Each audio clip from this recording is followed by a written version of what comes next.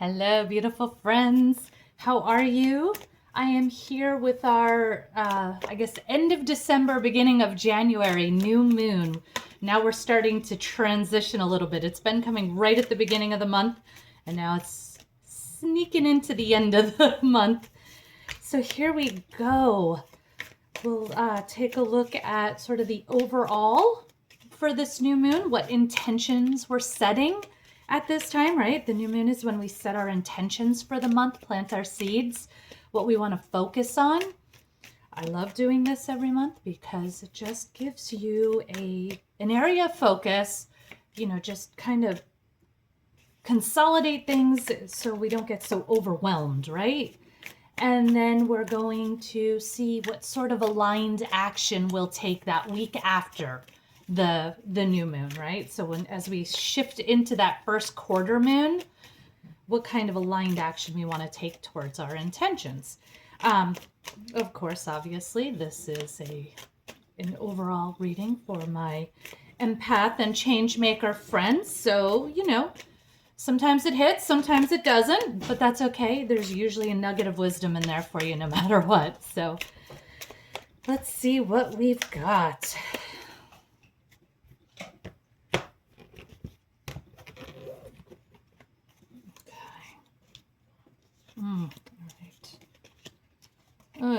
All right. Seeds, planting, action taken. Okay. So for our overall, the theme of this new moon, we've got Four of Cups, Nine of Swords, and Queen of Cups. Interesting. So that Four of Cups, you may be focusing on the lack rather than the abundance. Situations show up, and end of the year can be tough, right? It brings up a lot of heaviness for people, especially we've officially shifted into winter solstice, which is the season of water, right? So it's more about reflection. We get to the end of the year, we're reflecting. What do we want the new year to look like? Oh, but I wanted it to look like this at this point last year, and right? And there's that Nine of Swords. We kind of start overthinking things. We get in our heads. Shift that. Shift that perspective. Begin to see what you have versus what you don't have. See all the blessings because they're there. They are there. Okay.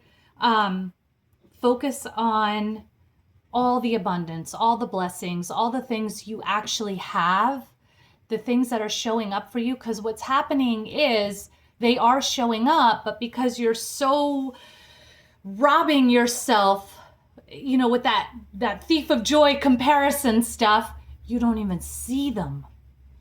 So, right? Shift all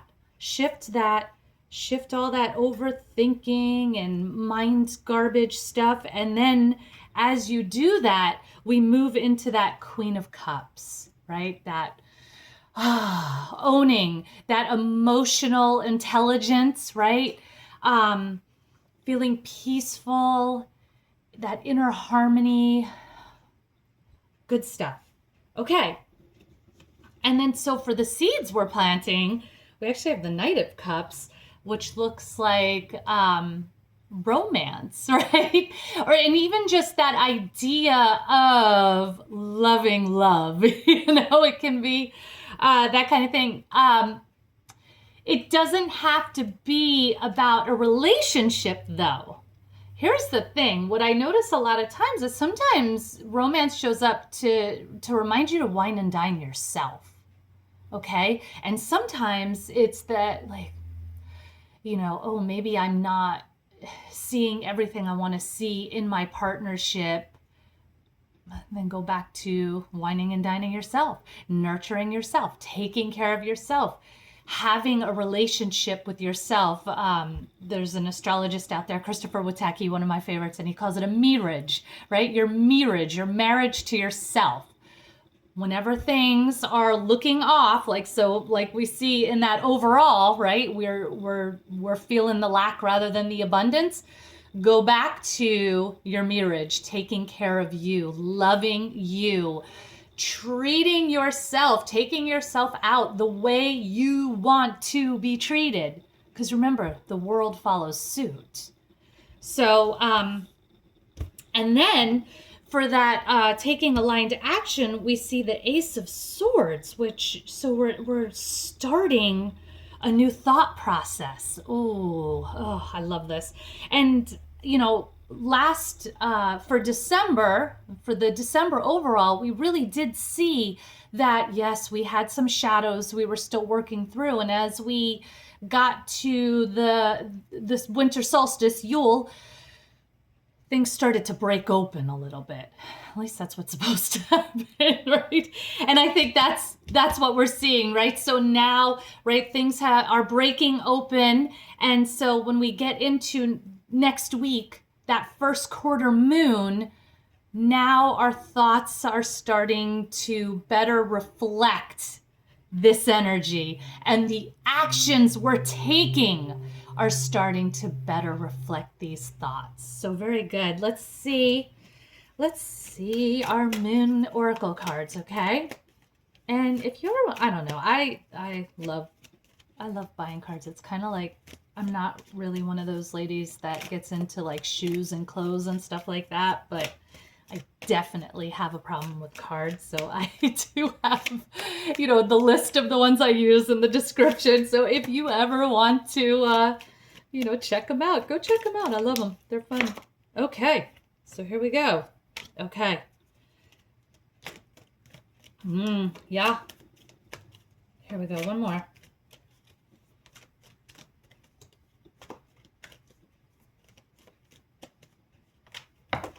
And there it is. Oh, two. Okay.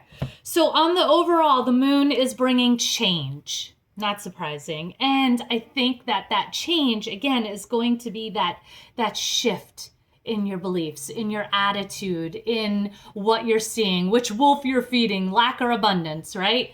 That's that shift. And we are moving from that. And, you know, like when you look at her, she, you know, right, looking this way, and behind her is this beautiful rainbow and, you know, all the lovely things that she's just not seeing. We're going to shift that. We're going to change it.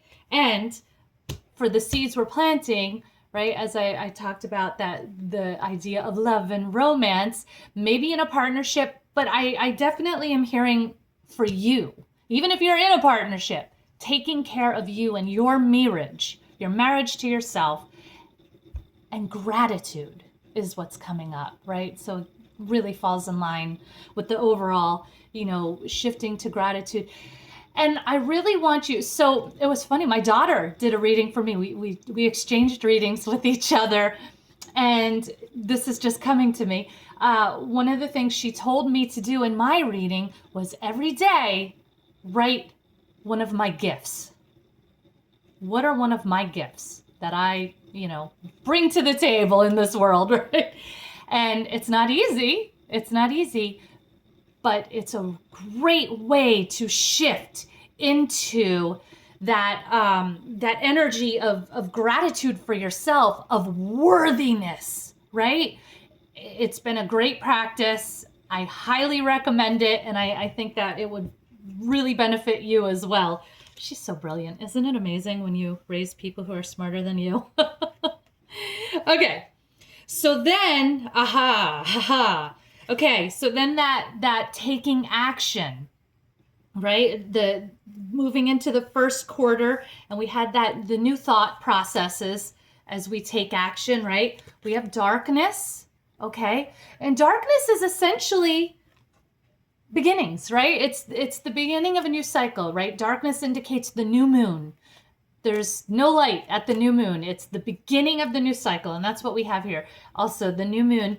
But it's also that idea of, again, working through some shadows. We've had plenty of practice that these last couple of months, and again, it doesn't mean that it has to be big and heavy, but I sense that this is because we have this Ace of Swords. We're moving into this new behavior based on our new thoughts, having worked through these shadows and starting your new beginning. All right.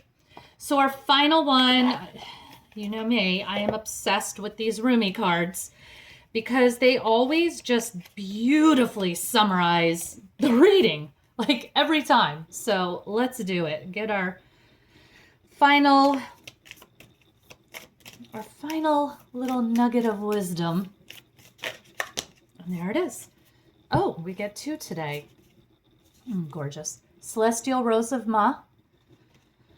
The Rumi quote is, "The searching in the dark finds the light of faith revealed in love." And your guidance is, "A spiritual gift is on its way to you. This gift signifies the close of a time, or the close of a period of suffering." Yes. "A time of new opportunity is opening as a flourishing and thriving release of your unique soul fragrance into the world.